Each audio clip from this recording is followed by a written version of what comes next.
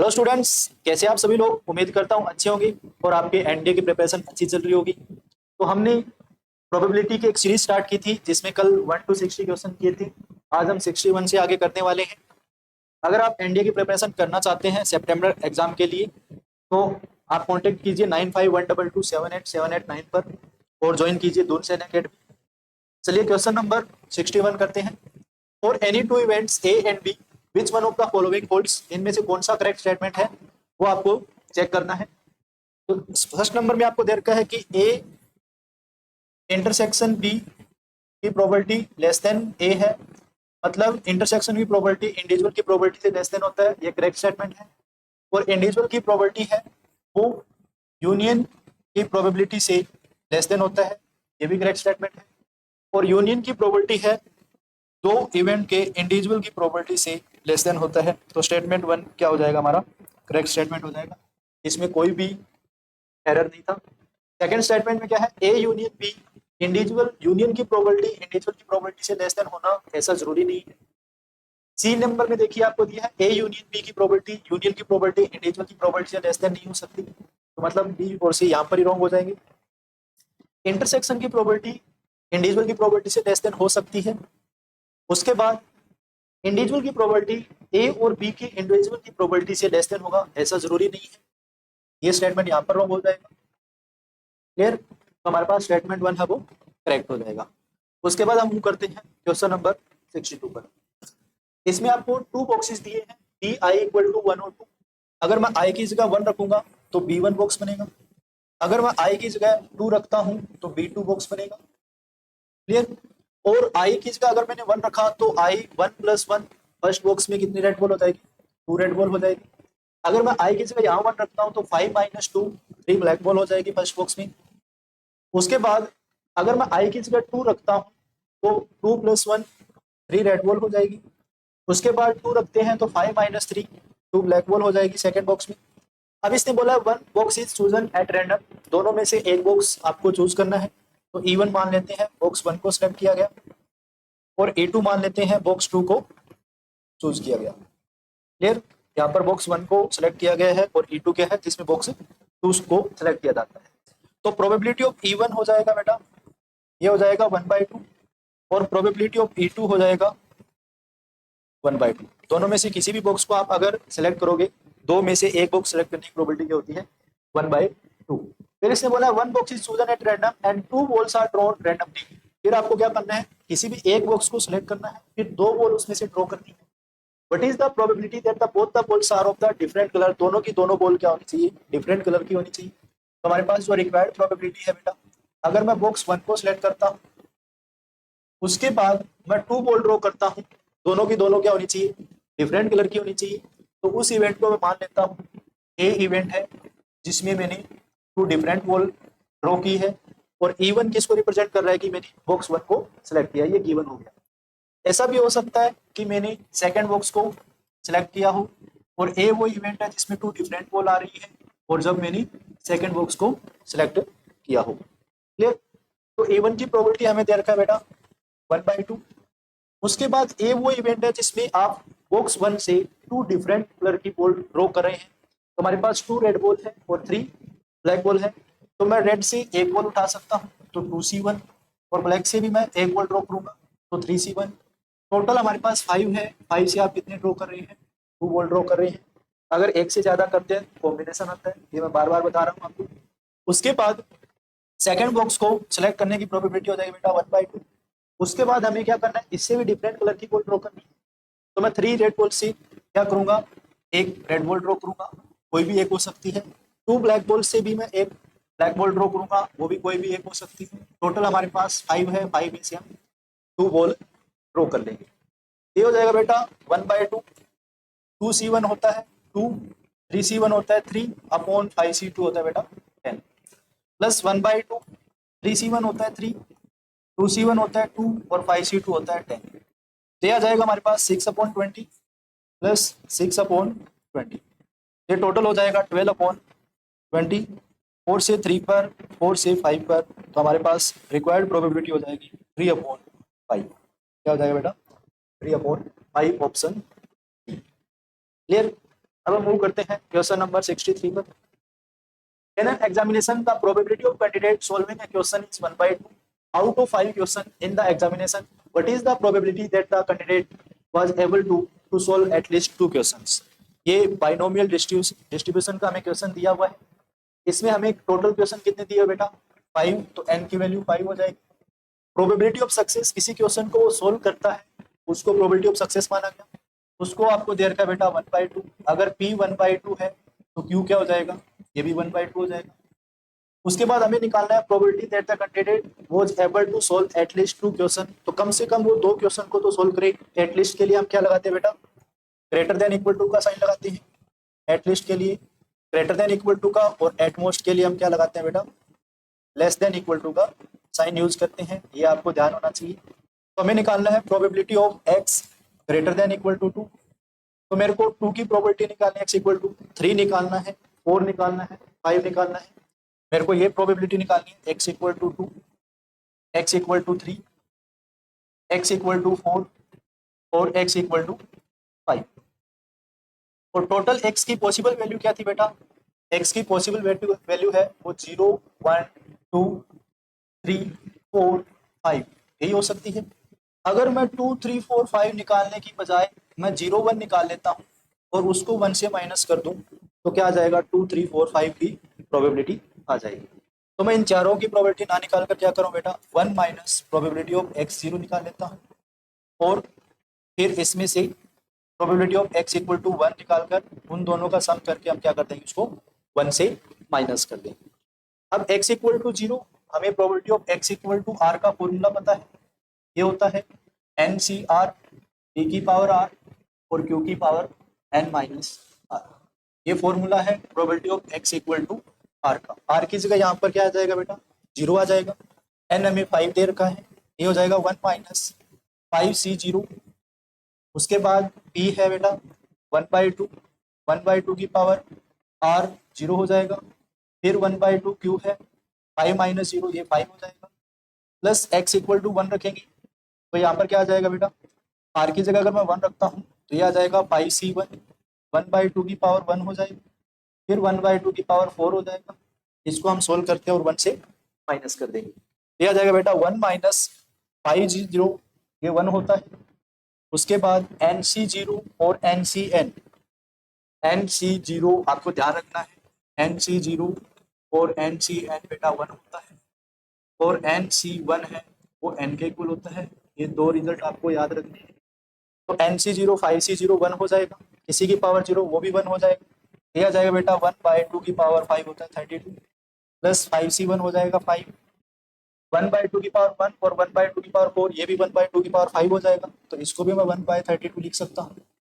ये हो जाएगा बेटा 1 माइनस 1/32 प्लस 5/32, तो टोटल हो जाएगा बेटा 1 माइनस 6/32। तो 1 माइनस 6/32 को सोल्व करेंगे, ये आ जाएगा बेटा हमारे पास 32 माइनस 6/32, ये आ जाएगा 26/32। 2 से कट करोगे 13 पर, 2 से कट करोगे 16 पर, आंसर हो जाएगा 13/16। क्लियर, इसका आंसर आ जाएगा बेटा 13/16, तो ये हमें दिया हुआ है ऑप्शन डी में। क्लियर, उसके बाद हम करते हैं नेक्स्ट क्वेश्चन पर। इसमें दिया है if A is subset of B then which one of the following is not correct. इनमें से अगर ए बी का सबसेट है तो कौन सा रॉन्ग स्टेटमेंट है वो हमें बताना है, इनकरेक्ट स्टेटमेंट बताना है। तो probability of A intersection B not क्या इक्वल टू 0 हो सकता है। सबसे पहले बेटा अगर ए बी का सबसेट है तो मेरे को पता है कि ये सेट ए हो जाएगा और ये बी हो जाएगा। अगर ए पूरा का पूरा बी भी है, इसका मतलब ए और बी का कॉमन है वो छोटे वाला सेट होता है, इसका मतलब इनका इंटरसेक्शन क्या आएगा, ए आएगा। इसका मतलब मैं probability of A intersection B तो मैं प्रोबेबिलिटी ऑफ ए के इक्वल बोल सकता हूँ, बिल्कुल बोल सकते हैं। तो हमारे पास ए इंटरसेक्शन बी नोट का फॉर्मूला बेटा जिसके ऊपर नोट नहीं है उसमें से कॉमन हटा दो, जिसके ऊपर नोट नहीं उसमें से कॉमन हटा दो, और ए इंटरसेक्शन बी की प्रोबेबिलिटी तो प्रोबेबिलिटी ऑफ ए दे रखा है, तो probability of A minus probability of A ये तो 0 के इक्वल है, which is equal to right hand side. इसका मतलब स्टेटमेंट 1 तो करेक्ट था, हमें तो कौन सा देखना है, इनकरेक्ट स्टेटमेंट देखना है। उसके बाद ए बाय बी देखिए, probability of A by B का फॉर्मूला होता है कंडीशनल प्रोबेबिलिटी है, इसका फॉर्मूला होता है probability of A intersection B upon probability of B. A intersection B क्या होता है बेटा, ए इंटरसेक्शन बी हमने अभी देखा है कि प्रोबेबिलिटी ऑफ ए हो जाएगा, तो ये आ जाएगा probability of A upon probability of B के इक्वल हो जाएगा। इसमें भी probability of A upon probability of B दे रखा है, तो ये भी करेक्ट स्टेटमेंट है। थर्ड नंबर देखते हैं हम, अगर ए बाय बी तो हमें क्या निकालना है, बी बाय ए निकालना है, तो बी बाय ए को हम सोल्व करेंगे तो ये क्या आएगा, probability of A intersection B upon probability of A हो जाएगा। ए इंटरसेक्शन बी हमें प्रोबेबिलिटी ऑफ ए दे रखा है, ये आ जाएगा probability of A upon probability of A, ये तो कटकर हमें 1 देगा। इसने बोला है कि probability of B equal to 1 होगा, तो ये हमारा इनकरेक्ट स्टेटमेंट हो जाएगा बेटा।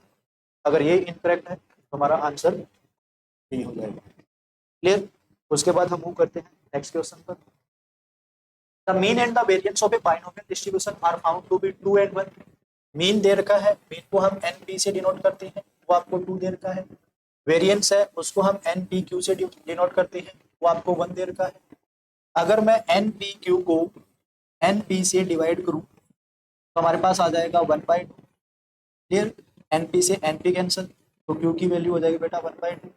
अगर क्यू 1 है तो पी कितना हो जाएगा, ये भी 1/2 हो जाएगा। और हमें एन पी कितना दे रखा है, ये हमें 2 दे रखा है, पी की वैल्यू 1/2 रख दो, ये आ जाएगा n इंटू 1/2 इक्वल टू 2, तो n की वैल्यू हो जाएगी बेटा 4। n की वैल्यू कितनी हो जाएगी 4। हमें किसकी वैल्यू निकालनी है, find the probability of x equal to 0। x equal to 0, x equal to r का फॉर्मूला क्या होता है बेटा, ये होता है NCR, p की पावर r, q की पावर n माइनस r। हमें r की जगह 0 रख देना है, तो x इक्वल टू 0 बन जाएगा। n हमारे पास 4 था, 4 से 0, p 1/2 था, 1/2 की पावर 0, q भी 1/2 था, 1/2 की पावर 4 हो जाएगा। ये हो जाएगा 1 इंटू 1/16, तो हमारा फाइनल आंसर हो जाएगा 1/16। क्या हो जाएगा 1/16, ऑप्शन बी हो जाएगा। क्लियर। उसके बाद हम करते हैं नेक्स्ट क्वेश्चन पर। 2 men hit a target with probability 1/2 and 1/3. What is the probability that exactly one of them hit the target?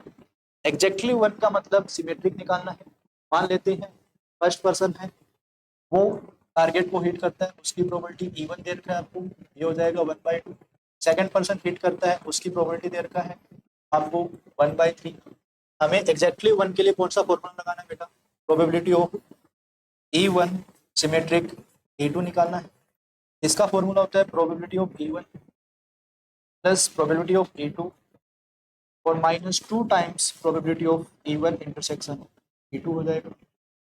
उसके बाद प्रोबेबिलिटी ऑफ E1 दे रखा है हमें 1/2 प्लस प्रोबेबिलिटी ऑफ E2 दे रखा है 1/3 -2 टाइम्स, इसको मैं क्या लिख सकता हूँ बेटा, probability of E1 into probability of E2 लिख सकता हूँ। क्यों लिख सकते हैं ऐसा, क्योंकि कोई भी एक हिट करे टारगेट को तो हमारे पास क्या आ जाएगा, ये दोनों एक दूसरे पर इंडिपेंडेंट होंगे। क्लियर। तो हमारे पास क्या हो जाएगा 1/2 plus 1/3 -2 times probability of E1 हमें दे रखा है 1/2 और प्रोबेबिलिटी ऑफ E2 दे रखा है हमें 1/3, ये कैंसिल हो जाएगा। उसके बाद ये आ जाएगा बेटा 1/2 प्लस 1/3 -1/3, ये भी कैंसिल हो जाएगा, तो फाइनल आंसर हो जाएगा 1/2, ऑप्शन डी। क्लियर। उसके बाद मूव करते हैं नेक्स्ट क्वेश्चन पर। If A and B are two event such that probability of A union B 3/4 दे रखा है, probability of A union B दे रखा है बेटा 3/4।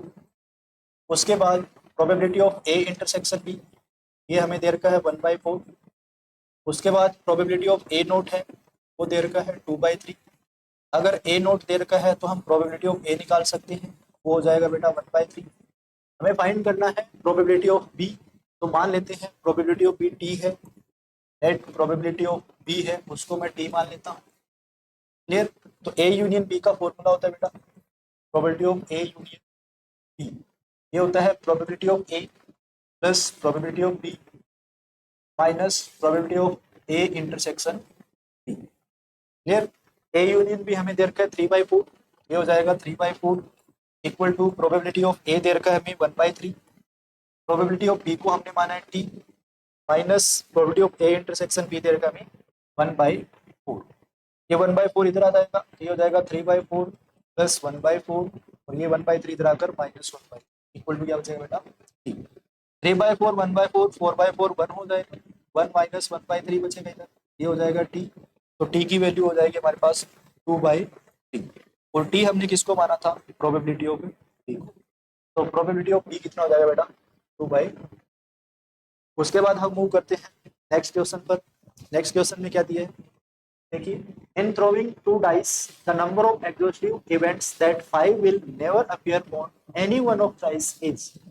मतलब आपको वो सारे एग्जॉस्टिव इवेंट्स बताने हैं जिसके अंदर 5, अगर हम 2 डाइस को थ्रो करें तो हमारे पास टोटल केस कितने होंगे, 36 होंगे।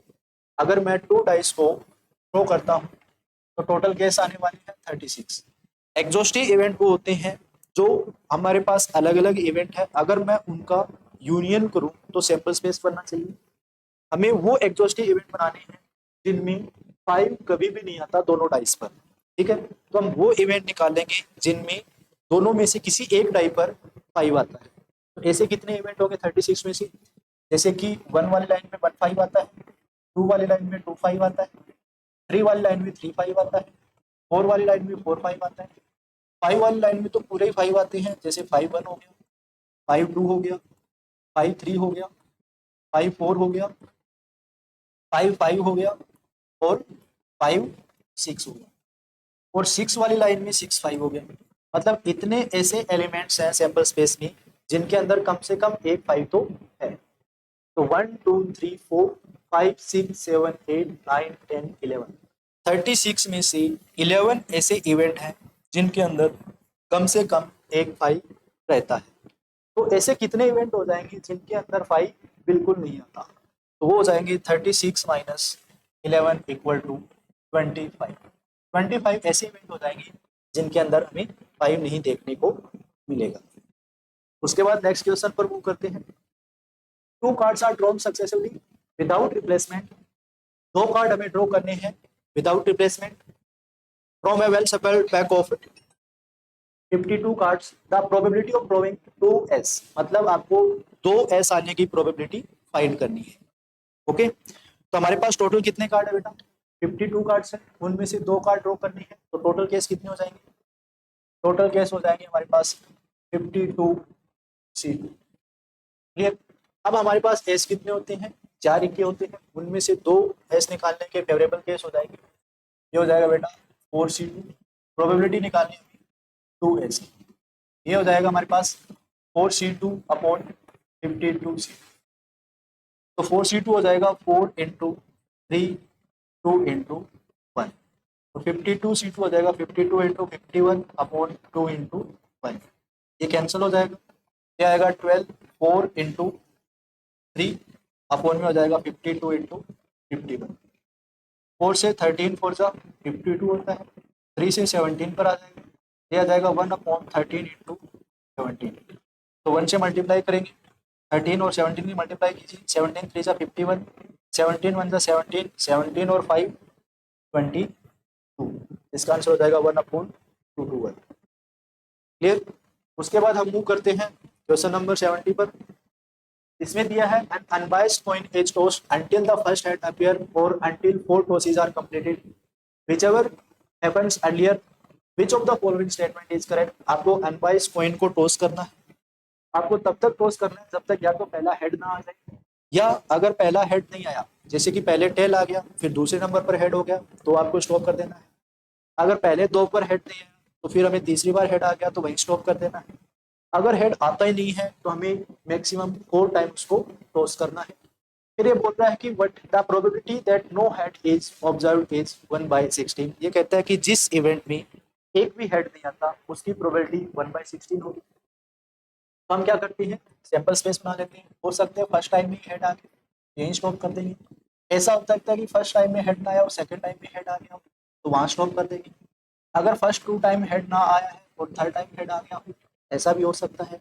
फिर हमारे पास ये हो सकता है कि चारों के चारों बार भी हेड ना आया हो, तो हम मैक्सिमम 4 टाइम इस कॉइन को टॉस कर सकते थे। क्लियर। हमें पता है कि हेड आने की प्रोबेबिलिटी 1/2 होती है और टेल आने की प्रोबेबिलिटी भी 1/2 होती है। तो हमारे पास इसने बोला कि the probability that no head is observe, मतलब कोई भी हेड ना आए, ऐसे केस कितना है, एक ही केस है, T T T T T one. तो इसकी प्रोबेबिलिटी कहते हैं कि 1/16 होगा, तो फर्स्ट टाइम हेड आने की प्रोबेबिलिटी, फिर सेकंड टाइम हेड आने की प्रोबेबिलिटी, थर्ड टाइम हेड आने की प्रोबेबिलिटी और फोर्थ टाइम हेड आने की प्रोबेबिलिटी। क्या इनकी मल्टीप्लाई 1/16 होने वाला है?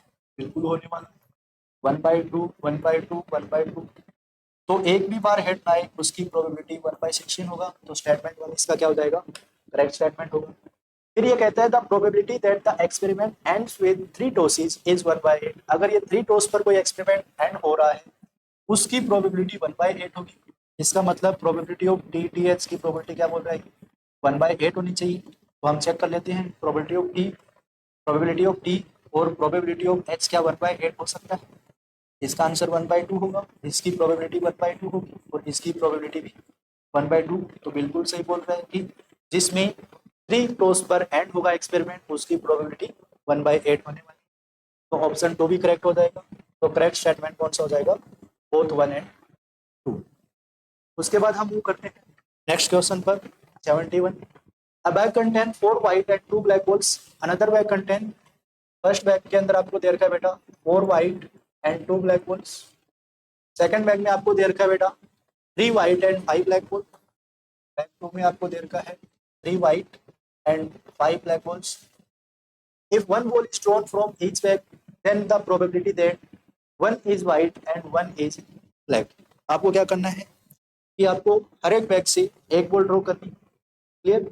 उसके बाद हर एक बैग से एक बॉल ड्रॉ करने के बाद वन बॉल व्हाइट आनी चाहिए और अदर क्या होनी चाहिए, ब्लैक आनी चाहिए, क्लियर। हमारे पास केस क्या बनेगा, ऐसा हो सकता है कि फर्स्ट से ब्लैक आ जाए और सेकंड से क्या आ जाए, व्हाइट आ जाए, क्लियर। उसके बाद ऐसा भी हो सकता है कि फर्स्ट से व्हाइट आ जाए और सेकंड से ब्लैक आ जाए, ठीक है। मतलब one ball is white and one is black की हमें प्रोबेबिलिटी निकालनी है। तो हमारे पास फर्स्ट बैग से ब्लैक बॉल आने की प्रोबेबिलिटी हो जाएगी बेटा 2/6 और सेकंड बैग से व्हाइट आने की प्रोबेबिलिटी हो जाएगी 3/8 प्लस फर्स्ट बैग से व्हाइट आने की प्रोबेबिलिटी हो जाएगी बेटा 4/6 और सेकंड बैग से ब्लैक आने की प्रोबेबिलिटी हो जाएगी बेटा 5/8। इसको सोल्व करते हैं, 3 से 2 पर कैंसिल होगा, 2 से 2 कैंसिल हो जाएगा, 4 से 2 पर कैंसिल होगा, ये आ जाएगा 1/8 प्लस 5/12। एलसीएम आ जाएगा बेटा इसका 12 2 जा 24, तो 24 इसका एलसीएम हो जाएगा। 8 3 जा 24 होता है, तो 3 1 जा 3 और 5 2 जा हो जाएगा 10। तो आंसर हो जाएगा 13/24। क्या हो जाएगा 13/24, ऑप्शन बी हो जाएगा इसका, क्लियर। उसके बाद हम मूव करते हैं नेक्स्ट क्वेश्चन पर। A problem in statistics is given to 3 students A, B and C। एक प्रॉब्लम दी जाती है 3 स्टूडेंट्स में सोल्व करने के लिए, ए बी और सी को। उनको वो प्रॉब्लम को सोल्व करते हैं इंडिपेंडेंटली। इसकी प्रोबेबिलिटी 1/2 1/3 और 1/4 है। The probability that the problem will be solve, problem solve हो जाएगी उसकी प्रोबेबिलिटी क्या होगी। तो हमारे पास ए के सोल्व करने की प्रोबेबिलिटी है बेटा 1/2, बी के सोल्व करने की प्रोबेबिलिटी है 1/3 और सी के सोल्व करने की प्रोबेबिलिटी दे रखी है वो है 1/4। उसके बाद अगर ए सोल्व नहीं करवाया इसका केस क्या होगा बेटा, ए नोट की प्रोबेबिलिटी हो जाएगी 1/2। अगर बी सोल्व ना कर पाई उसकी प्रोबेबिलिटी बनी 2/3 और सी ना सोल्व कर पाए उसकी प्रोबेबिलिटी भी 3/4। हम क्या करते हैं, इसने पूछा है कि प्रॉब्लम सोल्व होनी चाहिए, ए सोल्व कर सकता है बी सी ना करे, बी कर सकता है ए सी ना करे तो भी प्रॉब्लम सोल्व मानी जाएगी, सी कर दे ए बी ना करे तो भी मानी जाएगी, ए बी कर दे सी ना करे, बी सी कर दे ए ना करे, ए और सी कर दे बी ना करे तो भी प्रॉब्लम सोल्व मानी जाएगी, तीनों के तीनों सोल्व कर दे तो भी प्रॉब्लम सोल्व मानी जाएगी। इतने सारे केस निकालने से अच्छा है हम क्या करें, वो केस निकालने जिसमें प्रोबेबिलिटी सोल्व, उस केस की प्रोबेबिलिटी निकालनी जिसके अंदर प्रॉब्लम सोल्व नहीं होती, ठीक है, और उसको 1 से माइनस कर दें तो हमारे पास वो केस बचेंगे जिसमें कम से कम कोई ना कोई एक दो प्रॉब्लम को सोल्व कर रहा है। तो हमारे पास जो रिक्वायर्ड प्रोबेबिलिटी है वो कौन सी है बेटा, प्रॉब्लम विल बी सोल्व, क्या होनी चाहिए, प्रॉब्लम है वो सोल्व होनी चाहिए, उसकी हमें प्रोबेबिलिटी निकालनी है। तो हम क्या करेंगे, 1 माइनस प्रोबेबिलिटी वो निकाल देंगे जिसमें कोई भी प्रॉब्लम को सोल्व नहीं कर पाता और ए बी सी इंडिपेंडेंट है। अगर ए बी सी इंडिपेंडेंट है तो उनके नोट भी क्या रहेंगे, इंडिपेंडेंट रहेंगे। इंडिपेंडेंट भी प्रोबेबिलिटी के मल्टीप्लाई कर सकते हैं। तो हमारे पास आ जाएगा probability of A not into probability of B not into probability of C not. तीनों के ना सोल्व करने की प्रोबेबिलिटी निकालकर आप 1 से माइनस कर देते हैं। ये आ जाएगा बेटा 1 minus probability of A note हो जाएगा हमारे पास 1/2, प्रोबेबिलिटी ऑफ बी हो जाएगा 2/3 और प्रोबेबिलिटी ऑफ सी नोट हो जाएगा 3/4। तो 2 से 2 कैंसिल, 3 से 3 कैंसिल, ये आ जाएगा बेटा 1 माइनस 1/4। फाइनल आंसर होगा हमारा पास हो जाएगा 3/4, ऑप्शन डी पर। उसके बाद क्वेश्चन नंबर 73 देखिए, what is the probability that the sum of any two different single digit natural number is a prime number. मतलब आपको क्या करना है, sum of different single digit वो भी नेचुरल नंबर होनी चाहिए और उनसे प्राइम नंबर आने की प्रोबेबिलिटी निकालनी। क्लियर। तो हमारे पास टोटल नंबर कितने होंगे, नेचुरल नंबर 1 2 3 4 5 6 7 8 9। ठीक है। और हमें क्या करना है बेटा, पहले तो हमें कोई भी दो सिंगल डिजिट यूज करनी है और उनका क्या निकालना है, सम निकालना है। तो कोई भी दो सिंगल डिजिट सेलेक्ट करने के टोटल केस कितने होंगे, 9 में से हम 2 को सिलेक्ट कर देंगे। ये हो जाएगा 9 8 और ये आ जाएगा 2 1, ये आ जाएगा बेटा 2 4 जा, ये आ जाएगा 36 केस हैं ऐसे जिनमें हम 2 नंबर को सिलेक्ट करके उनका सम कर सकते हैं। हमें फेवरेबल केस निकालने हैं जिनमें उनका सम क्या बने, प्राइम नंबर। अब हमारे पास कोई भी दो सिंगल नेचुरल नंबर को हम सिलेक्ट कर सकते हैं लेकिन उन दोनों का सम क्या बनना चाहिए, एक प्राइम नंबर बनना चाहिए। तो हमारे पास फेवरेबल केस 1 के साथ मैं किस किस को सिलेक्ट करूं, उसका सम करूं कि वो एक प्राइम नंबर बने। अगर मैं 1 के साथ 2 को सिलेक्ट करूं तो प्राइम नंबर बनेगा। 1 के साथ अगर मैं 4 करूं तो प्राइम नंबर बनेगा। 1 के साथ अगर मैं 6 सिलेक्ट करूं तो प्राइम नंबर बनेगा। 1 के साथ अगर मैं 7 नहीं सिलेक्ट कर सकता, 8 नहीं कर सकता और 9 नहीं कर सकता। 1 2 हो सकता है, 1 3 नहीं हो सकता, 1 4 हो सकता है, 1 5 नहीं हो सकता, 1 6 हो सकता है, 1 7 नहीं हो सकता, 1 8 नहीं हो सकता और 1 9 नहीं हो सकता। 2 के साथ हम किसको सिलेक्ट कर सकते हैं बेटा, 2 3 कर सकते हैं, 2 4 नहीं कर सकते, 2 5 कर सकते हैं, 2 6 नहीं कर सकते, 7 नहीं कर सकते, 8 नहीं कर सकते, 2 9 11 होता है जो कि प्राइम है। 3 के साथ आप 4 कर सकते हो, 3 4 7 प्राइम होता है। 3 5 8 इवन होता है, प्राइम नहीं है। 3 6 9 भी प्राइम नहीं है, 3 7 10 भी प्राइम नहीं है। 3 और 8 11 ये प्राइम है, 3 9 नहीं होगा। 4 के साथ आप 5 नहीं कर सकते, 6 नहीं कर सकते, 4 के साथ आप 7 यूज कर सकते हैं, प्राइम बनेगा। 4 के साथ 8 नहीं कर सकते, 4 के साथ आप 9 कर सकते हैं, 5 के साथ आप 6 यूज कर सकते हैं, 5 के साथ आप 7 नहीं कर सकते, 8 कर सकते हैं, 5 के साथ आप 9 यूज नहीं कर सकते, 6 के साथ आप 7 कर सकते हैं, 6 के साथ आप 8 यूज नहीं कर सकते, 6 के साथ आप 9 नहीं कर सकते, 7 के साथ 8 नहीं कर सकते, 7 के साथ 9 नहीं कर सकते, 8 और 9 कर सकते हैं जिनका सम प्राइम। तो कितने नंबर हो जाएंगे बेटा, 1 2 3 4 5 6 7 8 9 10 11 12 13 14। तो फेवरेबल केस हो जाएंगे 14। हमारे पास रिक्वायर्ड प्रोबेबिलिटी हो जाएगी बेटा 14/36, 2 से 7 पर, 2 से 18 पर, तो फाइनल आंसर हो जाएगा 7/18, ऑप्शन बी हो जाएगा इसका। उसके बाद क्वेश्चन नंबर 74 देखिए, 3 digits are chosen at random from 1 2 3 4 5 6 7 8 9 without repeating any digit. What is the probability that product is 4? आपको 1 2 3 4 5 6 7 8 इनमें से हमें कोई भी 3 डिजिट यूज करने विदाउट रिपीटिंग है, कोई भी डिजिट रिपीट नहीं होना चाहिए। आप कितने ऐसे नंबर, उसकी प्रोबेबिलिटी निकालनी है कि उन तीनों नंबर की प्रोडक्ट क्या है, ओड नंबर है। क्लियर। तो हमारे पास टोटल 9 नंबर है। तो सबसे पहले तो हम 9 नंबर में से टोटल केस निकाल लेते हैं 3 नंबर को सिलेक्ट करने की। तो 9C3 हो जाएगा। उसके बाद ये हो जाएगा 9 8 7 और ये आ जाएगा 3 2 1। तो 3 से 3 पर कैंसिल होगा, 2 से 4 पर होगा, ये आ जाएगा 3 4 जा 12, 12 7 जा 84। टोटल केस तो कितने हो जाएंगे बेटा, 84 हो जाएंगे। तो 84 इसका मल्टीपल नहीं है, इसका नहीं है, इसका मल्टीपल हो सकता है, इसका नहीं, तो मतलब ये दोनों ऑप्शन तो एक पर कैंसिल हो जाएंगे, से आंसर मिलेगा। फेवरेबल केस क्या होंगे बेटा, हमें क्या करनी है, वो देखनी है जिन 3 नंबर की प्रोडक्ट क्या हो ओड आए। तो हम कभी भी किसी भी इवन नंबर को इन 3 नंबर में नहीं ले सकते, क्योंकि आपने एक भी इवन नंबर लिया तो इवन और ओड की प्रोडक्ट है वो क्या आ जाएगा बेटा, इवन आ जाएगी। हमें तीनों के तीनों नंबर क्या रखने पड़ेंगे, ओड रखने पड़ेंगे, तभी उनकी प्रोडक्ट क्या हो सकती है, ओड आ सकते हैं, ओड नंबर आएगा। तो हम 1 में से सिलेक्ट कर सकते हैं, 3 में से कर सकते हैं, 5 में से कर सकते हैं और 7 में से कर सकते हैं। तो 4 में से आपको कितने नंबर सेलेक्ट करने हैं बेटा, 3 नंबर सेलेक्ट करने हैं। फिर तो हमारे पास कितने हो जाएंगे, 1 3 5 7 9 भी हो जाएगा बेटा, कितना हो जाएगा 9। क्लियर।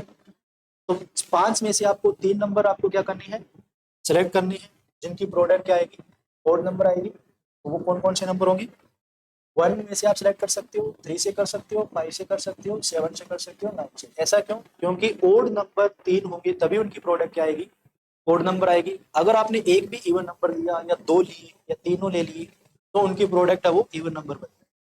क्लियर। तो हम क्या करेंगे, फेवरेबल केस कितना हो जाएगा बेटा, 5C3 हो जाएगा। 5 में से कोई भी 3 सेलेक्ट कीजिए, 5C3 5C2 ही होता है, जिसका आंसर 10 होता है। ठीक है, फेवरेबल केस में 10 आ जाएगा। तो रिक्वायर्ड प्रोबेबिलिटी हो जाएगी बेटा हमारे पास 10/84, 2 से 5 पर, 2 से 42 पर, तो आंसर हो जाएगा 5/40, ऑप्शन। उसके बाद हम मूव करते हैं नेक्स्ट क्वेश्चन पर। इसमें दिया बेटा 2 events A and B are such that probability of not A आपको दे रखा है 0.8, probability of A union B दे रखा है हमें 0.5। उसके बाद probability of A upon B दे रखा है बेटा, ये है 0.4। उसके बाद प्रोबेबिलिटी ऑफ ए निकालना है, तो ए नोट है, नोट ए दे रखा है, ए यूनियन बी दे रखा है, और या नोट बी दे रखा है। फर्स्ट में क्या दे रखा है हमें, नोट बी दे रखा है बेटा, ये क्या दे रखा है, प्रोबेबिलिटी ऑफ नोट बी दे रखा है। नोट बी दे रखा है 0.8 और ए यूनियन बी दे रखा है 0.5। अगर नोट बी 0.8 दे रखा है तो प्रोबेबिलिटी ऑफ बी कितना हो जाएगा बेटा, ये हो जाएगा 0.2। हमें किसकी प्रोबेबिलिटी निकालनी है, प्रोबेबिलिटी ऑफ ए निकालना है। तो ए बाय बी का फॉर्मूला क्या होता है, ए बाय बी का फॉर्मूला होता है बेटा, ये हमें दे रखा है 0.4, और कंडीशनल प्रोबेबिलिटी में होता है A intersection B upon probability of B equal to हो जाएगा 0.4। ए इंटरसेक्शन बी निकालेंगे यहाँ से, प्रोबेबिलिटी ऑफ बी दे रखा है अभी 0.2 और ये दे रखा है 0.4। तो probability of A intersection B हो जाएगा बेटा 0.2 और 2 0.4 0.08 हो जाएगा। उसके बाद अभी ए यूनियन बी का फॉर्मूला लगा देंगे, A union B equal to हो जाएगा probability of A plus probability of B minus probability of A intersection B.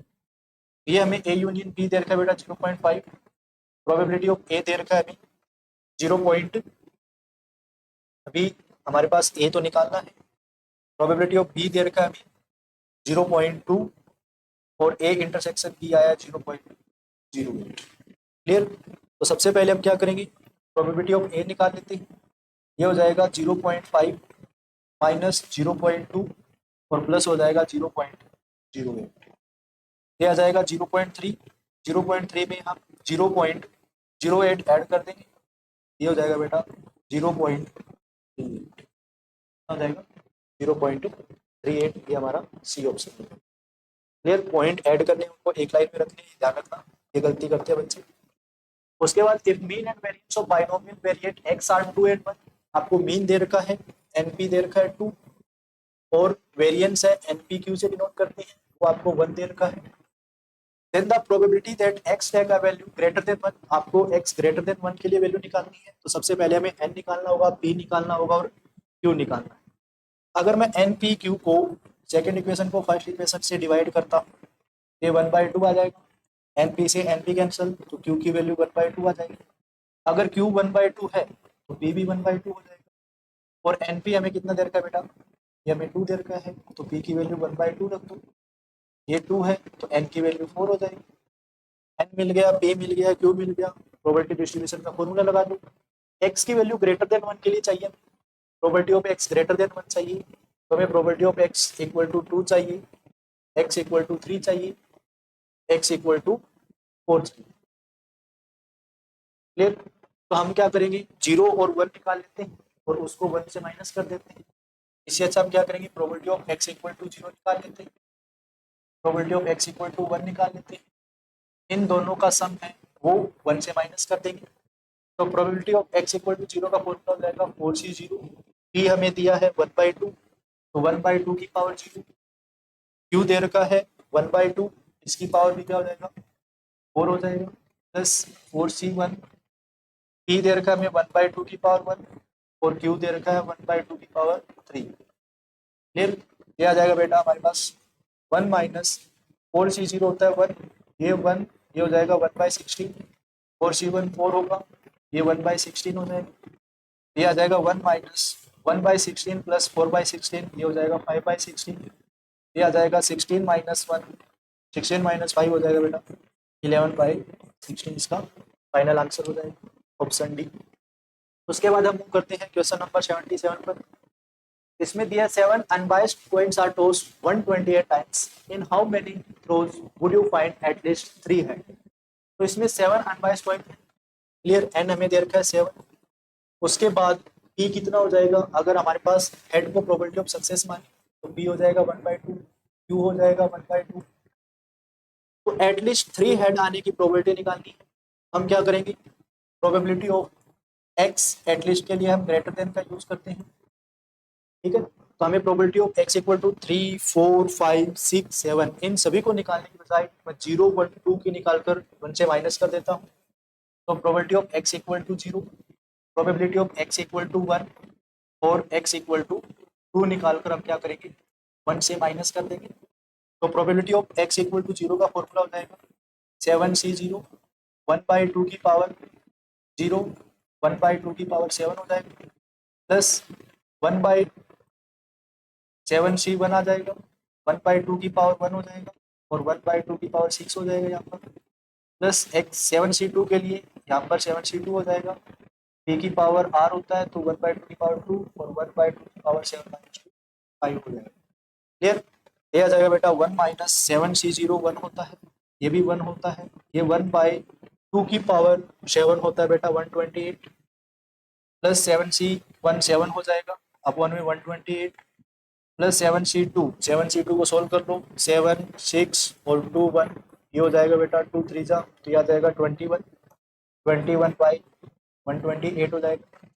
ये आ जाएगा हमारे पास 21, 7, 28, 21, 28 और 1 29, ये आ जाएगा 1 माइनस 29/128, ये आ जाएगा बेटा 128 माइनस 29/128, ये आ जाएगा 99/128। तो 28 टाइम में से एटलीस्ट कम से कम 3 हेड कितनी बार आएंगे बेटा, तो 99 टाइम्स 3 हेड आएंगे, तो हमारा आंसर हो जाएगा 99। अच्छा क्वेश्चन था। 128 टाइम्स, जब आप 7 टाइम्स कॉइन को टॉस करोगे तो उनमें से 128 टाइम्स में से एटलीस्ट कम से कम 3 हेड कितनी बार आएंगे, तो उसका आंसर हो जाएगा 99। बड़ा लॉजिक वाला क्वेश्चन दिया था, इसमें बच्चे कंफ्यूज हो जाते हैं, एन को कई बार 1/128 ले लेते हैं 128 टाइम्स लेकर, लेकिन यहाँ पर ट्रायल हमारे पास 7 है। अब कॉइन टॉस 5 टाइम्स, एक कॉइन को 5 टाइम टॉस किया जाए, what is the probability that the heads are observed more than 3 times, मतलब हेड है वो 3 से ज्यादा बार आए, उसकी प्रोबेबिलिटी निकालनी है। तो यहाँ पर हमारे पास n हो जाएगा 5, p किसको माना है, हेड को प्रोबेबिलिटी ऑफ सक्सेस माना है इसने, तो हेड की प्रोबेबिलिटी 1/2 होता है और q भी हमारे पास 1/2 हो जाएगा। इसने प्रोबेबिलिटी पूछी है x मोर देन 3, इसका मतलब हमें probability of x equal to 4 और 5 ही निकालना है। तो हमें क्या निकालना है, probability of x equal to 4 और x इक्वल टू 5, इन दोनों की प्रोबेबिलिटी निकाल लेते हैं।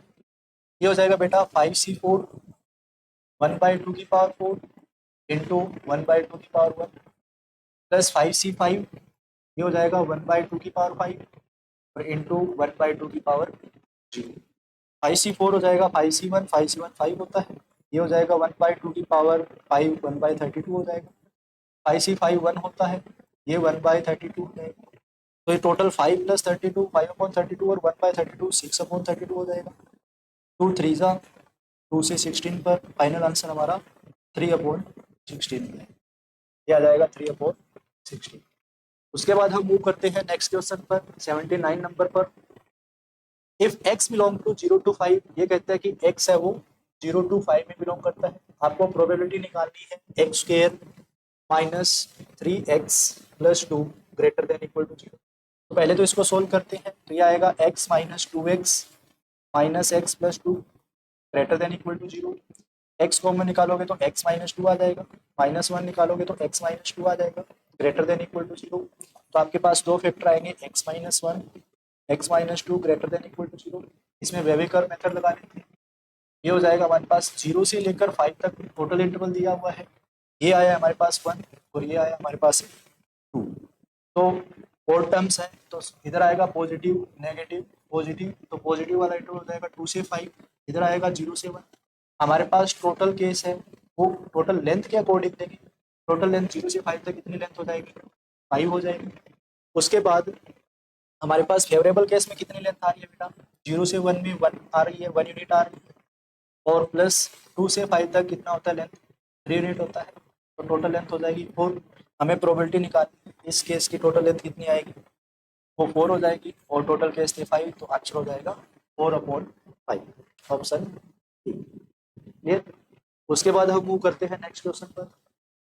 An insurance company insured 2000 scooter drivers, 4000 car drivers, and 6000 truck driver and CIT person. The probability of an incident involving a scooter driver, car driver, and truck driver is 0.01, 0.03, and 0.15. One of the insured persons meets with an accident. The probability that the person is scooter driver. तो हमारे पास क्या हो जाएगा, E1 मान लेते हैं कि वो स्कूटर ड्राइवर है, A2 मान लेते हैं कि वो कार ड्राइवर है, और A3 मान लेते हैं कि वो ट्रक ड्राइवर। तो प्रोबेबिलिटी ऑफ E1 कितना हो जाएगा बेटा, टोटल स्कूटर ड्राइवर कितने हैं 2000 है, और टोटल केस कितने हैं बेटा, हमारे पास 2 4 6 और 6 12,000 है। फिर ये कैंसिल हो जाएगा, ये आ जाएगा 2/12। उसके बाद E2 कितना हो जाएगा, E2 हो जाएगा बेटा कार ड्राइवर कितनी है 4000 बाई 12,000, ये हो जाएगा 4/12। E3 कितना हो जाएगा बेटा, ट्रक ड्राइवर कितनी है 6/12 हो जाएगा। उसके बाद इसने बोला है कि एक वो इवेंट है जिसमें उसका क्या हो जाता है, एक्सीडेंट हो जाता है। ठीक है, हम ए क्या मान लेंगे, वो इवेंट मान लेंगे जिसमें क्या होता है, एक्सीडेंट होता है। उसके बाद हमें तीन चीजें निकालनी है, A/E1 और A/E2 और A/E3। ये बेस थ्योरम का क्वेश्चन है बेटा, A/E3। A/E1 का मतलब है कि उसका एक्सीडेंट हुआ है और वो स्कूटर ड्राइवर है, तो उसकी प्रोबेबिलिटी हमें कितना दे रखे हैं 0.01। कार ड्राइवर के एक्सीडेंट की प्रोबेबिलिटी 0.03 और ट्रक ड्राइवर की दर की 0.15। तो स्कूटर ड्राइवर की दर की बेटा 0.01, कार ड्राइवर की दर रखी हमें प्रोबेबिलिटी 0.03 और ट्रक ड्राइवर की दर की बेटा 0.15। अब हमें क्या निकालना है, probability that the person is scooter driver. Scooter driver हमने E1 को माना था, हमें क्या निकालना है, E1 बाई ए निकालना है कि वो स्कूटर ड्राइवर हो और उसका एक्सीडेंट हमें गिवन हो जाए। तो हमें बेस थ्योरम में क्या करते हैं, ऊपर न्यूमरेटर में E1 के साथ A/E1 लिखेंगे और डिवाइड में टोटल प्रोबेबिलिटी लगाते हैं। टोटल प्रोबेबिलिटी हम E1 से स्टार्ट करेंगे, ये आ जाएगा E1 into A/E1 plus A2 into A/E2, उसके बाद E3 इंटू A/E3। ये हमारे पास टोटल प्रोबेबिलिटी हो जाएगी। E1 दे रखा है हमें बेटा 2/12, ये दे रखा है 2/12। A/E1 हो जाएगा 1/100 अपॉन हमारे पास E1 है 2/12 इंटू 1/100।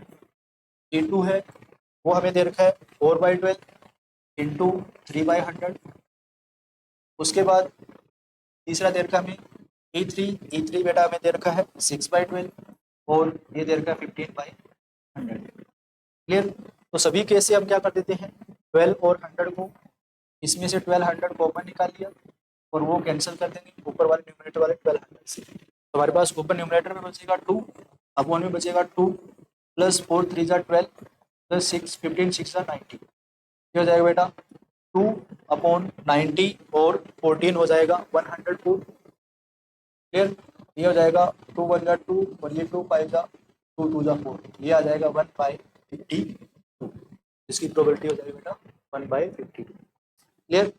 उसके बाद हम मूव करते हैं नेक्स्ट क्वेश्चन पर। इसमें दिया है a coin is tossed 5 times the probability that tail appears an odd number of times। एक कॉइन को 5 टाइम टॉस किया गया, n हो जाएगा 5, टेल को इसने प्रोबेबिलिटी ऑफ सक्सेस माना है तो p हो जाएगा बेटा 1/2, तो q कितना हो जाएगा हमारे पास 1/2 हो जाएगा, कितना हो जाएगा 1/2। और इसने बोला है कि प्रोबेबिलिटी अपीयर्स उस टेल अपीयर्स और ओड नंबर ऑफ टाइम्स, मतलब आपको क्या निकालना है, x इक्वल टू 1 निकालना है, एक बार टेल आए, x इक्वल टू 3 निकालना है, 3 बार टेल आए, और x इक्वल टू 5 निकालना है कि 5 बार टेल आ जाए। फिर ओड नंबर ऑफ टाइम्स हमारे पास टेल आने की प्रोबेबिलिटी निकालनी, ये हो जाएगा 5c0 1/2 की पावर 0 हो जाएगा, फिर 1/2 की पावर 5 हो जाएगा, प्लस 5c3 हो जाएगा, ये हो जाएगा 1/2 की पावर 3 और 1/2 की पावर 2 हो जाएगा, प्लस 5c5 आ जाएगा और इंटू 1/2 की पावर 5 हो जाएगा और 1/2 की पावर 0 हो जाएगा। 5c0 1 होता है, 1/2 की पावर 0 1 होता है, तो यह आ जाएगा 1/32 प्लस 5c3 10 होता है, ये हो जाएगा 1/32 प्लस 5c5 1 होता है, ये हो जाएगा 1/32, एलसीएम आएगा 32, ये हो जाएगा बेटा 32, 1 प्लस 10 प्लस 1, ये हो जाएगा 12/32, 2 से इसको कट कर लो या 4 से कर लो, 4 3 जा और 4 8 जा, तो हमारे पास फाइनल आंसर हो जाएगा बेटा 3/8, 4 3 जा 4 8 जा, इसका आंसर आ रहा है 3/8। और हमें दे रखा है बेटा 2 की पावर 5 32 आ रहा है 32, उसके बाद 5c3 10 होता है, 5c0 हमें किसकी प्रोबेबिलिटी निकालनी है, ओड नंबर ऑफ टाइम्स 1 3 5, ये तो निकालना है। Here a coin is tossed 5 times, the probability that tail appear on odd number of times, odd number of times एक बार आ सकता है, 3 बार आ सकता है, 5 बार आ सकता है, 2 2 जा 4 2 जा 8 2 जा 62 32, ये ठीक है। 5c3 10 होता है, 5c5 1 होता है, तो 10 प्लस 2 12 12/32, 4 3 जा 4 8 जा 3/8 आना चाहिए। इस क्वेश्चन का आंसर है हमारे पास 3/8। एक बार मैं स्टेटमेंट चेक कर लेता हूँ इसका क्या है। ये देर का क्वेश्चन नंबर 81 में हमें दिया हुआ है 5c1 5c3 5c5, तो ये हो जाएगा हमारे पास 5 1 0 करता है, यहाँ पर मिस्टेक है, 5c1 आएगा यहाँ पर और ये यहाँ पर 1 आएगा, यहाँ 4 हो जाएगा, क्लियर। तो 5c1 5/32 हो जाएगा, ये 10/32 है, ये 1/32 है, तो ये हमें थोड़ा सा ध्यान रखना है। यहाँ पर क्या आ जाएगा, ये हो जाएगा 5/32 और ये हो जाएगा 10/32 और ये हो जाएगा 1/32, ये हो जाएगा 16/32, 16/32 होता है बेटा 1/2, इसका आंसर क्या हो जाएगा 1/2। यहाँ पर थोड़ा सा एरर आ गया था, हमने लिखने में थोड़ी मिस्टेक कर दी, इसका आंसर क्या हो जाएगा बेटा 1/2। चलिए मूव करते हैं नेक्स्ट क्वेश्चन पर। 82 पर a point is chosen at random inside a rectangle measuring 6 inches bye 5 inches. A point है जो किसी एक रेक्टेंगल में है जिसकी लेंथ क्या दे रखी है आपको 6/5 दे रखा है, लेंथ 6 है और ब्रेड्थ क्या दे रखी है उसकी 5 इंच दे रखी है। What is the probability that the randomly selected point is at least 1 inch from the edge of the rectangle, मतलब वो रेक्टेंगल के एज से 1 इंच की डिस्टेंस पर हो, कम से कम एक इंच की डिस्टेंस पर कम होना चाहिए वो पॉइंट, मतलब एज तो चारों तरफ है इसकी, तो यहाँ पर यहाँ से 1 इंच हो जाएगा, इधर से 1 इंच से 1 इंच और इधर से भी 1 इंच, मतलब इसकी लेंथ से वो कितनी डिस्टेंस पर होना चाहिए, ये हो जाएगा हमारे पास 4 और ये हो जाएगा हमारे पास 3, मतलब पॉइंट यहाँ कहीं भी हो सकता है, कम से कम 1 इंच की डिस्टेंस पर तो वो होगा। इसका मतलब हमारे पास जो टोटल केस होगा वो पूरा एरिया हो जाएगा 6/5 का, हो जाएगा 30 स्क्वायर यूनिट। उसके बाद जो फेवरेबल केस है वो पॉइंट है वो इस रेक्टेंगल के अंदर होगा, तो एटलीस्ट कम से कम 1 इंच डिस्टेंस पर तो जरूर होगा, एक से ज़्यादा हो सकता है उसका कोई फर्क नहीं पड़ता, तो 4 × 3 हो जाएगा, ये हो जाएगा बेटा 12, तो हमें रिक्वायर्ड प्रोबेबिलिटी निकालनी है कि एटलीस्ट 1 इंच हो, तो वो हो जाएगा 12/30, ये आ जाएगा हमारे पास 2 से 6 पर, 2 से 15 पर, 3 से 2, 3 से 5, तो आंसर हो जाएगा 2/5, ऑप्शन डी। उसके बाद मूव करते हैं नेक्स्ट क्वेश्चन पर 83 नंबर पर। A fair coin is tossed 100 times. What is the probability of getting tails at odd number of times? इसने बोला है कि n हमारे पास 100 टेल का है, हेड आने की प्रोबेबिलिटी जो है, इसको सक्सेस लिया है उसने, वो टेल को लिया है, तो टेल आने की प्रोबेबिलिटी 1/2 होती है एक पॉइंट पर, तो क्यू भी 1/2 हो जाएगा। हमें odd number of times tail आने की प्रोबेबिलिटी निकालनी है, तो हमें किसकी प्रोबेबिलिटी निकालनी है बेटा? हमें निकालना है 100C1 ओड नंबर वाला, उसके बाद 1/2 की पावर 1 और 1/2 की पावर 99, प्लस हमें 3 नंबर वाला निकालना है 100C3 ओड नंबर वाला। हमें किसकी प्रोबेबिलिटी निकालनी है? x=1 निकालना है, x=3 निकालना है, उसके बाद ओड नंबर x=5 निकालना है। इस तरह से हमें कहाँ तक निकालना है? ओड नंबर टाइम्स आए तो x=99 तक निकालना। क्लियर? ये हो जाएगा 1/2 की पावर 3 और 1/2 की पावर हो जाएगा 7। इस तरह से हम कहाँ तक जाएंगे बेटा? ये चले जाएंगे हम 100C99 तक। Clear? Odd number of times क्या है हमारे पास? टेल आना चाहिए। ये कितना हो जाएगा हमारे पास? ये हो जाएगा 1/2 की पावर 99 और 1/2 की पावर 1। अब हमें पता है बाइनोमियल, इसमें से 1/2 की पावर 100 है, वो तो कॉमन निकल जाएगा सभी से। 1/2 की पावर 100 कॉमन निकल जाएगा, अंदर क्या बचेगा? 100C1, 100C3, उसके बाद 100C5 और 100C99 तक बचेगा। फिर अब हमें बाइनोमियल थ्योरम का एक फॉर्मूला पढ़ते हैं हम, NC1, NC3 और NC5, ये ओड नंबर का जो सम होता है वो होता है 2 की पावर n-1। इसका फॉर्मूला हो जाएगा, ये ओड नंबर से हमारे पास इसका फॉर्मूला हो जाएगा हमारे पास, इसका सम जो आएगा 2 की पावर n हमारे पास 100-1 हो जाएगा, अपॉन में 2 की पावर 100 दे रखा है, ये 2 की पावर 100 हो जाएगा डिवाइड, ये आ जाएगा 2 की पावर 99, अपॉन में हो जाएगा 2 की पावर 100, कितना हो जाएगा बेटा? 2 की पावर 100। तो इसका आंसर आ जाएगा 1/, आ जाएगा 1/2, इसका फाइनल आंसर होगा। उसके बाद मूव करते हैं नेक्स्ट क्वेश्चन पर, 84 नंबर पर। 3 dice are thrown simultaneously. What is the probability of the sum of 3 faces at least 5? 3 face पर कम से कम सम क्या हो? कम से कम 5 होना चाहिए। हम जब 3 डाइस को एक साथ टॉस करते हैं तो टोटल केस हमारे पास क्या होंगे बेटा? 6 × 6 × 6 216 हो जाएंगे। हमारे पास फेवरेबल केस निकालने हैं जिनका तीनों डाइस का सम क्या हो? कम से कम 5 होना चाहिए। 6 भी हो सकता है, तीनों डाइस का सम 7 भी हो सकता है, 8 भी हो सकता है, तीनों डाइस का मैक्सिमम सम 18 तक हो सकता है। तो हम वो सारे केस निकालने की बजाय तीनों डाइस का मिनिमम सम 3 होगा। मिनिमम सम क्या होगा? अगर तीनों डाइस पर 1 1 1 आया है तो मिनिमम सम 3 होगा, फिर हमारे पास 4 आएगा। मैं सम 3 और 4 वाले की प्रोबेबिलिटी निकाल कर 1 से माइनस कर दूंगा तो हमारे पास 4 से केस बचाएंगे, एटलीस्ट 5 वाले केस बच जाएंगे। तो हमें किसके फेवरेबल केस निकालने हैं? एटलीस्ट 5 के लिए। तो हम क्या करते हैं, जो प्रोबेबिलिटी निकालनी है वो हमें एटलीस्ट 5 के लिए निकालनी है। किसके लिए निकालनी है? प्रोबेबिलिटी निकालनी है हमें एटलीस्ट, सम क्या है? सम इज 5 ऑन 3 डाइस। तो हम क्या करते हैं, 1 माइनस प्रोबेबिलिटी ऑफ सम 3 वाले निकाल लेते हैं, तीनों डाइस का सम 3 आए, या प्रोबेबिलिटी ऑफ सम 4 वाले निकाल लेते हैं, तीनों डाइस का सम क्या हो? 4 हो, और उसको 1 से माइनस कर दें। क्लियर? तो तीनों डाइस पर सम एक ही केस में बनेगा, तो 1/2 116 हो जाएगा। 1 1 1 बनेगा तभी सम 3 आएगा। अब सम 4 किस किस में बन सकता है? 1 1 और 2 का सम 4 हो सकता है, 1 2 1 का सम 4 हो सकता है, 2 1 1 का सम 4 हो सकता है। 3 केस आएंगे जिनमें हमारे पास सम क्या आएगा? 4 आएगा। क्लियर? और कोई भी केस नहीं है तीनों डाइस का जिसमें सम 4 बने, तो ये हो जाएगा हमारे पास 3/216। टोटल केस हो जाएगी 4/216, 1 माइनस 4/216। 216 से 4 को माइनस करोगे ये आ जाएगा 212/216। क्लियर? तो हमारे पास आ रहा है, इसको कट करते हैं 2 से, 2 1 जा 2, उसके बाद 2 6 जा 12, ये आ जाएगा 2 1 जा 2, 2 8 जा 16, 2 5 जा 2 3 जा 2 5 जा 2 4 जा, तो आंसर हो जाएगा बेटा 53/54। क्लियर? Option B. उसके बाद मूव करते हैं क्वेश्चन नंबर 27 पर।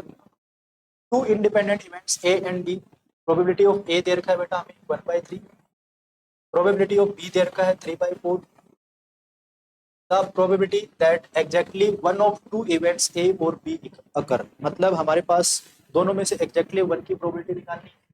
तो एग्जैक्टली वन के लिए मेरे को पता है कि ए सिमेट्रिक बी लगाती है, इसका फॉर्मूला होता है probability of A plus probability of B minus 2 times probability of A intersection B. अब दोनों इंडिपेंडेंट है तो उस केस में इंटरसेक्शन की प्रोबेबिलिटी के दोनों की हम मल्टीप्लाई कर देते हैं। ये आ जाएगा probability of A plus probability of B minus 2 times probability of A into probability of B. अब हमें प्रोबेबिलिटी ऑफ ए दे रखा है बेटा 1/3 प्लस प्रोबेबिलिटी ऑफ बी दे रखा है 3/4 माइनस 2 टाइम्स 1/3 इंटू 3/4 जाएगा। ये हो जाएगा हमारे पास 2 से कैंसिल करेंगे 2 पर आ जाएगा, ये आएगा 1/3 प्लस 3/4 और ये आ जाएगा 1/2।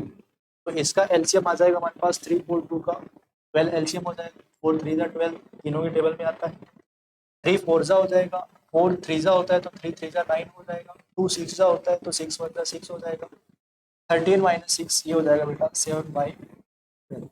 इसका आंसर हो जाएगा हमारे पास 7/12। उसके बाद मूव करते हैं क्वेश्चन नंबर 86 पर। A coin is tossed 3 times. What is the probability of getting head and tail alternative? एक कॉइन को 3 बार टॉस किया गया तो हमारे पास हेड और टेल अल्टरनेटिवली आने की प्रोबेबिलिटी निकालनी है। हो सकता है फर्स्ट टाइम हेड आया हो फिर टेल और फिर हेड आया हो, ऐसा भी हो सकता है कि फर्स्ट टाइम में टेल आया है फिर हेड आया फिर टेल आया, तो ये हमें निकालना है। हमें पता है हेड आने की प्रोबेबिलिटी 1/2 होती है, टेल आने की 1/2 और हेड आने की प्रोबेबिलिटी 1/2। ये भी 1/2 1/2 1/2 हो जाएगा। सिंपल सा क्वेश्चन है, इस टाइप के क्वेश्चन आप बार बार कर रहे हैं। ये आ जाएगा 1/8 प्लस 1/8 2/8 होता है बेटा 1/4, क्या हो जाएगा 1/4। उसके बाद हम क्वेश्चन नंबर 87 पर मूव करते हैं। A card is drawn from a well shuffled deck of 52 cards. What is the probability of that it is a queen of spades?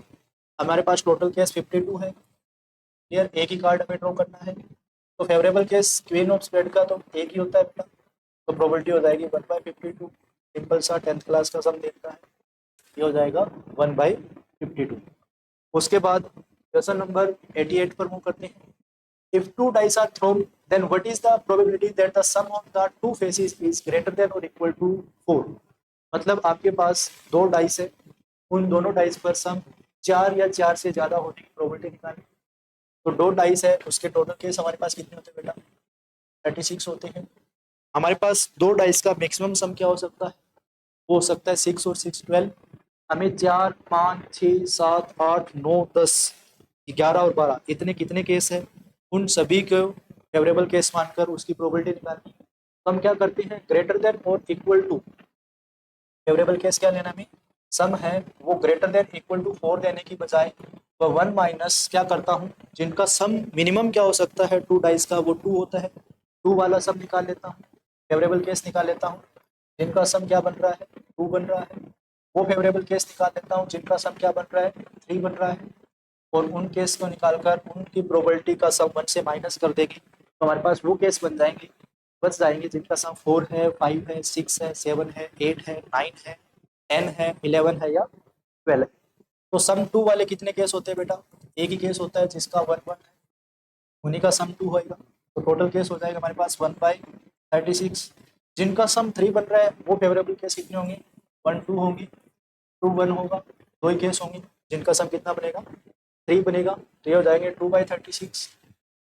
ये हो जाएगा बेटा हमारे पास टोटल 1 माइनस 3/36, ये आ जाएगा 36 माइनस 3/36, ये आ जाएगा बेटा 33/36, कितना आ जाएगा 33/36। इसको हम कट कर सकते हैं 3 से, 3 1 जा 3 1 जा 3 से 12 पर, तो आंसर आ जाएगा 11/12। ऑप्शन सी दे रखा है 11/12। उसके बाद हम मूव करते हैं नेक्स्ट क्वेश्चन पर। ये दे रखा है a certain type of missile hits the target with probability p equal to 0.3। p दे रखा है हमें, प्रोबेबिलिटी दे रखा है बेटा 0.3। what is the least number of missiles should be fired so that there is at least 80% that the hit is, आपको क्या दिया इसने सर्टेन टाइप ऑफ मिसाइल है जो टारगेट को हिट करता है, उसकी प्रोबेबिलिटी 0.3 दे रखा है। What is the least number of missile should be fired so that there is at least an 80% probability that target is hit. हमें क्या करना है कि प्रोबेबिलिटी है वो एटलीस्ट 80% तो उस टारगेट को हिट करे, उसकी हमें प्रोबेबिलिटी निकालनी है। हम क्या करेंगे बेटा, हम वो केस निकालेंगे जिसमें टारगेट को हिट नहीं किया जाता। क्लियर? तो हमारे पास P अगर 0.3 है तो Q मान लेते हैं 0.7। क्लियर? और हम मान लेते हैं उसने n टाइम्स उसकी ट्राई की। तो हम क्या करते हैं, एटलीस्ट 80% टारगेट को हिट किया जाए, तो हम वो केस निकाल लेते हैं जिसमें टारगेट हिट नहीं किया गया और उसको 1 से माइनस कर देते हैं। हम क्या करते हैं, 1 माइनस उस टारगेट को प्रोबेबिलिटी निकाल लेते हैं जिसमें हमें x इक्वल टू 0 बार टारगेट को हिट किया गया, और उसको 1 से माइनस कर देंगे तो वो बच जाएगा जिसमें टारगेट एटलीस्ट हिट हुआ है और उसकी प्रोबेबिलिटी है वो 80% से ग्रेटर देन होनी चाहिए। तो ग्रेटर देन इक्वल टू क्या हो जाएगा बेटा, 80%। ठीक है, number of missile should be fire that there is at least 80% probability that the target is hit. ठीक है, उसके बाद एटलीस्ट के लिए हम ग्रेटर देन का साइन यूज करते हैं।